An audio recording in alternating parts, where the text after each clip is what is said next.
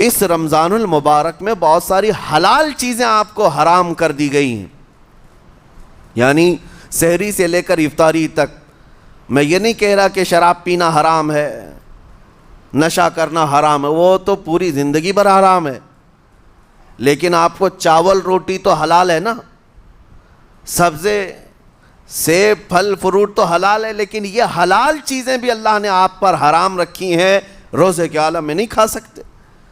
سحری سے لے کر افطار تک یہ حلال لقمے، پانی تو حلال ہے، پاک ہے، لیکن آپ کے لیے روزے کے عالم میں حرام ہے۔ اسی طرح شادی شدہ مرد اپنی عورت کے ساتھ زندگی بھر کبھی بھی جماع کر سکتا ہے، رات میں سو سکتا ہے، لیکن حالت روزہ میں وہ حلال کام بھی حرام ہے۔ اب آپ کے روزے سے کچھ حاصل ہوا نہیں ہوا آپ کو دیکھنا بھی ہے، یہ نہیں کہ کیلنڈر کی طرح گنتے جاؤ، 1 ہو گیا، 2 ہو گئے، 3 ہو گئے، ہوتے جائیں گے، یہ دن تو چلتے رہتے ہیں، گنتے گنتے 20 بھی ہو جائیں گے، 25 بھی ہو جائیں گے، 30 بھی ہو جائیں گے۔ روزے گننے کا حکم نہیں، اپنے آپ کو سرچ کرو پھر تھوڑی سی ورزش کرنے کے بعد بندہ ویٹ تول کر کے دیکھتا ہے کم ہوا گھٹا ہے کہ بڑا، ہر دن دیکھتا رہتا ہے۔ ہاں، ورزش کرنے کے بعد پھر ناپ کر کے دیکھتا ہے میرے جسم کا وزن کتنا گھٹا کتنا بڑا۔ ویٹ گین کرنے والے ویٹ لاس کرنے والے دونوں بھی برابر چیک کرتے رہتے ہیں۔ روزہ رکھنے کے بعد تمہیں خود کو بھی چیک کرنا چاہیے کہ میرے اندر اب تبدیلی آئی یا نہیں آئی۔ ایک روزہ رکھا اور پھر رات کو تراویح میں کھڑا ہوا، میرے اندر بدلاؤ کتنا ہے؟ کیا اب اللہ کی آیات قرآن کی سنتا ہوں، میرے آنکھوں سے آنسو آ جاتے ہیں؟ اگر آ گئے ہیں تو اس کا مطلب ہے کہ دل نرم ہو گیا، اس روزے نے اثر دکھانا شروع کیا، اور پھر ویسی کا ویسا ہے، تو اس کا مطلب ہے کہ آپ کے روزے سے آپ کو تقویٰ نہیں مل رہا ہے، آپ کو تقویٰ نہیں مل رہا۔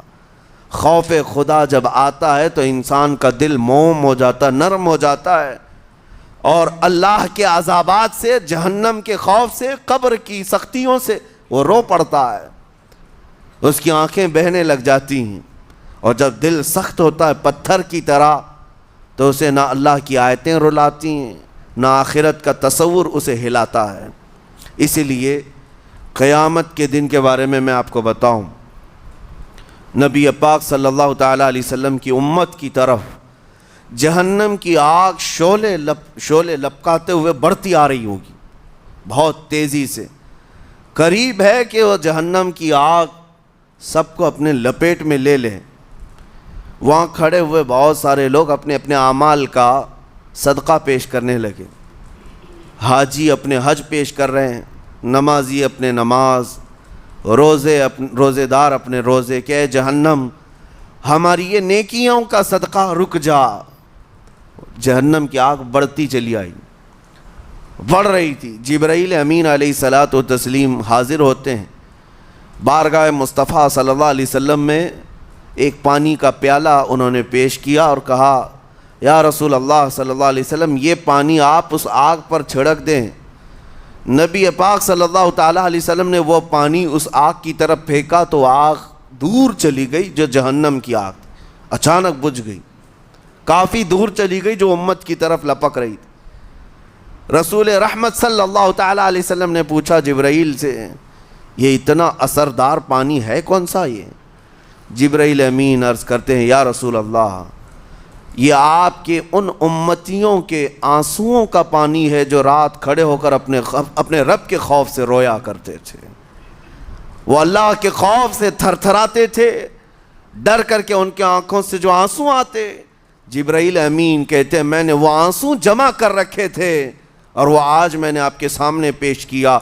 ایک آنسو کا قطرہ جہنم کی آگ بجھانے کے لیے کافی ہے۔ موتی سمجھ کے شان کریمی نے چن لیے قطرے جو گرے تھے عرق انفعال کے۔ عزیزان گرامی وقار، یہی وہ تقویٰ ہے، یہی وہ خوف خدا ہے جس کے متعلق اللہ قرآن میں فرماتا ہے لعلکم تتقون، تاکہ تمہیں تقویٰ مل جائے، اسی لیے روزے رکھے گئے ہیں، روزے فرض کیے گئے ہیں۔ تمہارا دل اگر سخت کا سخت ہی رہ گیا تو روزے اثر نہیں کر رہے ہیں، روزے اثر نہیں کر رہے۔ اور ظاہر سی بات ہے کاموں میں برکت نیت سے ہوتی ہے، کسی بھی عمل میں برکت اچھی نیت سے ہوتی ہے۔ اگر کوئی روزہ اس لیے رکھ رہا ہے، جیسے بہت سارے فائدے گنائے جاتے ہیں نا، روزہ رکھنے سے کینسر نہیں ہوتا، روزہ رکھنے سے جسم کے فاسد مادے ختم ہو جاتے ہیں، نکل جاتے ہیں، ڈاکٹرز بھی مشورہ دیتے ہیں مہینے میں ایک مرتبہ، ہفتے میں ایک مرتبہ باڈی کو فری چھوڑنا چاہیے۔ تو یہ تو جسمانی فائدے تو رکھے گئے ہیں، لیکن اگر تم روزہ اس نیت سے رکھ رہے ہو کہ میری باڈی صحیح ہوتی رہے، تو گویا کہ تم تو اپنی دنیاوی غرض سے روزہ رکھ رہے تھے۔ یہ فائدے تو ملنا ہی ملنا ہے، یہ فائدے یوں بھی ملیں گے اللہ تعالیٰ کی طرف سے آپ کو، لیکن نیت وہ نہیں۔ روزہ رکھنے کی نیت یہ ہو کہ میرا رب مجھ سے راضی ہو جائے اور مجھے رب تبارک و تعالیٰ کا خوف اور تقوی حاصل ہو جائے۔ نیت میں برکت ہے، اور جن کاموں کو آپ اچھی نیت سے کریں گے اسی طرح ان کاموں میں اثر بھی پیدا ہوگا۔ روزہ رکھنے سے پہلے آج نیت یہی کریں کہ مولا تعالیٰ یہ روزہ میرے تمام برے اعمال کے لیے کفارہ ہو جائے، یہ ڈھال بن جائے۔ جانتے ہیں آپ اپنے نفس امارہ کو روکنے کا سب سے بہترین آلہ بھوک ہے، بھوک۔ جتنا آدمی بھوک کے ذریعے سے اپنے نفس کو مار سکتا ہے دوسری کوئی چیز نہیں ہے۔ آپ دیکھیں اس رمضان المبارک میں بہت ساری حلال چیزیں آپ کو حرام کر دی گئی ہیں، یعنی سحری سے لے کر افطاری تک۔ میں یہ نہیں کہہ رہا کہ شراب پینا حرام ہے، نشہ کرنا حرام ہے، وہ تو پوری زندگی بھر حرام ہے، لیکن آپ کو چاول روٹی تو حلال ہے نا، سبزے سیب پھل فروٹ تو حلال ہے، لیکن یہ حلال چیزیں بھی اللہ نے آپ پر حرام رکھی ہیں، روزے کے عالم میں نہیں کھا سکتے۔ سحری سے لے کر افطار تک یہ حلال لقمے، پانی تو حلال ہے، پاک ہے، لیکن آپ کے لیے روزے کے عالم میں حرام ہے۔ اسی طرح شادی شدہ مرد اپنی عورت کے ساتھ زندگی بھر کبھی بھی جمع کر سکتا ہے، رات میں سو سکتا ہے، لیکن حالت روزہ میں وہ حلال کام بھی حرام ہے، حلال کام بھی حرام ہے۔ اپنی عورت سے جمع کرنا حالت روزہ میں کیوں روکا گیا؟ کھانا پینا بھی حلال تھا، عورتوں کے ساتھ شباشی بھی حلال تھی، لیکن روزے کے عالم میں ان حلال چیزوں کو روکا گیا۔ تو آپ سوچ سکتے ہیں اس چیز کو، سوچ سکتے؟ وجہ یہ ہے کہ حلال چیزوں سے آپ کو روک کر بڑے حرام چیزوں سے بچانا مقصود ہے۔